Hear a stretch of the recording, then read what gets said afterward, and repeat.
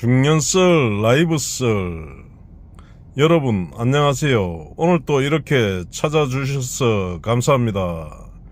아유 정수기님 마포갈매기님 반갑습니다. 오늘 날씨 참 좋았죠. 이런 날은 자전거 타고 강변 한 바퀴 돌면 딱인데 말이죠. 오늘 제가 자전거 타다가 문득 든 생각이 있어서 이야기를 하나 가져왔습니다.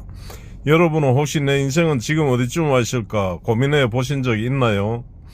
1. 중년의 무게와 자전거의 시작. 제가 40 중반 넘어서면서부터 몸이 예전 같지 않더라고요. 자고 일어나면 담 걸린 것처럼 몸은 무겁고 마음은 왠지 모르게 텅 빈 것 같고, 그래서 시작한 게 자전거였습니다.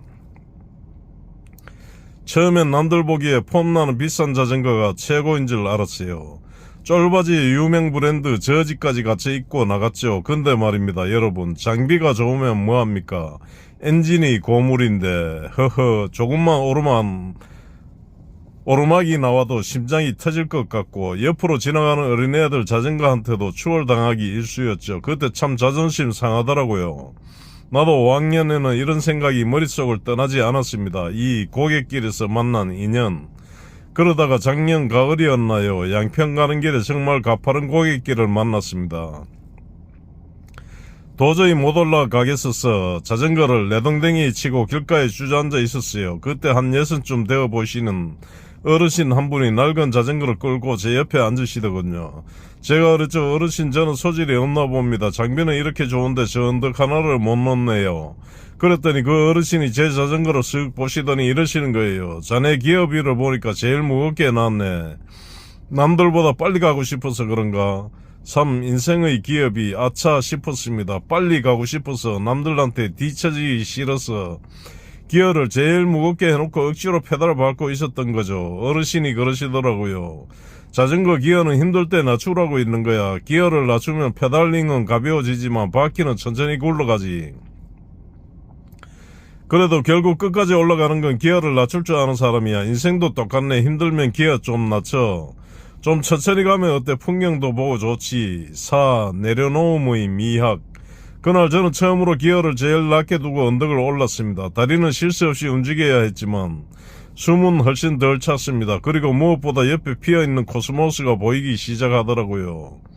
우리 중년들 참 열심히 살았잖아요. 자식 키우랴, 부모님 모시랴, 직장에서 버티랴 항상 기어를 최고로 높여놓고 무거운 짐을 진 채 가파른 언덕만 보고 달려온 건 아닐까 싶었습니다.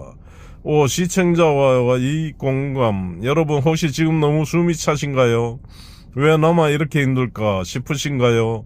그럼 잠시 기어를 낮춰보세요. 조금 늦게 가도 괜찮습니다. 우리 나이에 남보다 10분 빨리 간다고 상 주는 사람 없거든요. 중요한 건 멈추지 않는 거고, 더 중요한 건 이 여정을 즐기는 겁니다. 오늘 밤에는 여러분 자신에게 고생했다, 좀 천천히 가도 된다라고 한마디 해주시는 건 어떨까요? 오늘 제 이야기가 여러분의 무거운 마음을 조금이나마 가볍게 해드렸다면 좋겠습니다.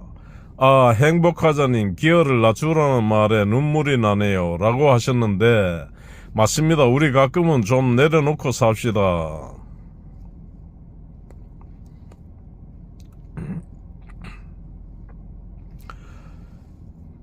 여러분, 아까 기업이 이야기 들으시고 채팅창 하력이 대단하네요. 감사합니다. 그런데 자전거 타다 보면 기어만큼이나 중요한 게 하나 더 있습니다.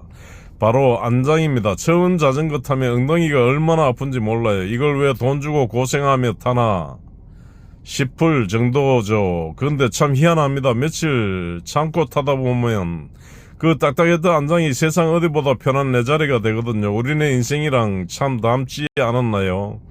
1. 아내와의 첫 라이딩. 얼마 전에 아내랑 같이 자전거를 타러 나갔습니다.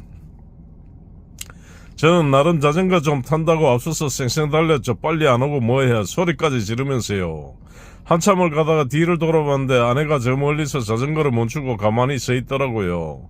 화가 나서 씩씩거리며 돌아갔습니다. 당신은 운동하러 나와서 왜 자꾸 멈춰? 그랬더니 아내가 조용히 발밑을 가리키더군요. 거기엔 길을 잃은 작은 강아지 한 마리가 덜덜 떨고 있었습니다. 아내는 제가 앞만 보고 달리는 동안 길가에 버려진 그 작은 생명을 보고 멈췄던 겁니다. 이 속도보다 중요한 시선. 그때 참 부끄러웠습니다. 저는 자전거를 타면서 기록을 내고 싶었고 남들에게 내 체력을 자랑하고 싶었습니다. 그런데 아내는 자전거를 타면서 세상을 보고 있었던 거예요. 우리가 앞만 보고 정신없이 달려올 때 우리 곁에 소중한 사람들이 어떤 표정을 짓고 있는지, 우리 아이들이 얼마나 자랐는지, 내 아내의 얼굴에 주름이 언제 이렇게 늘었는지 여러분은 기억나시나요? 삶 함께 페달을 밟는다는 것, 아내랑 강아지를 주인에게 찾아주고 돌아오는 길에 제가 아내 뒤를 따르며 천천히 페달을 밟았습니다. 아내의 등 뒤로 노을이 지는데 그 모습이 그렇게 예뻐 보일 수가 없더라고요. 중년이 된다는 건 내 속도를 자랑하는 나이가 아니라 옆 사람 속도에 맞춰줄 줄 아는 나이가 되는 것 같습니다. 2인용 자전거를 타본 분들은 아실 거예요. 앞사람이 아무리 세게 밟아도 뒷사람과 호흡이 맞지 않으면 자전거는 흔들리고 금방 지칩니다. 부부도 친구도 동료도 결국은 그 호흡을 맞추는 과정이 아닐까 싶어요. 나이듦이라는 훈장, 채팅장을 보며 어떤 분이 그러시네요. 자전거 타면 무릎 아파서 못 타요. 맞습니다. 우리 이제 무릎도 아프고 허리도 쑤실 나이죠. 근데 저는 그렇게 생각해요. 그 통증은 우리가 그만큼 열심히 세상을 굴러왔다는 훈장이라고요.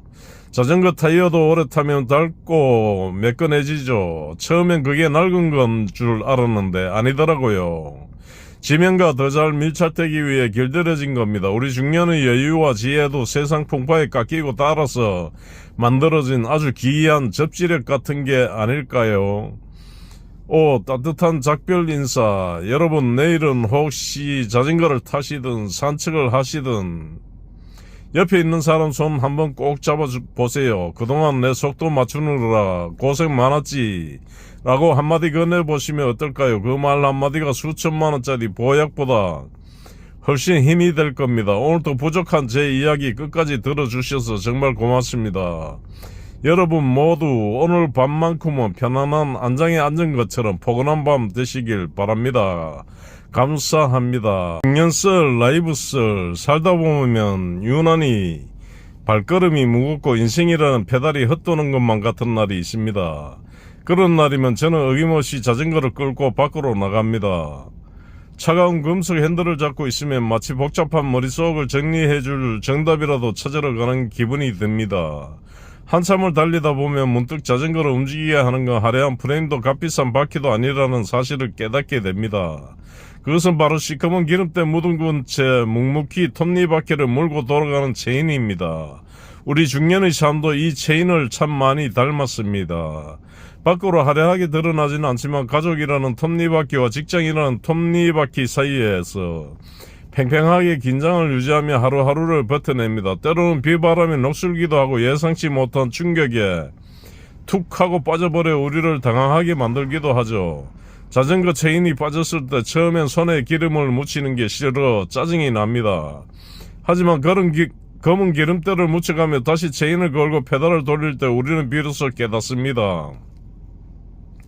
인생의 시련이라는 기름때가 묻어야만 다시 앞으로 나아갈 수 있다는 것을요. 너무 팽팽하면 끊어지고 너무 느슨하면 빠져버리는 그 오묘한 긴장감 속에서 우리는 인생의 균형을 배웁니다. 지금 당신의 어깨가 무겁고 삶이 삐걱거린다면 그건 당신이 인생이라는 자전거를 아주 열심히 굴리고 있다는 증거입니다.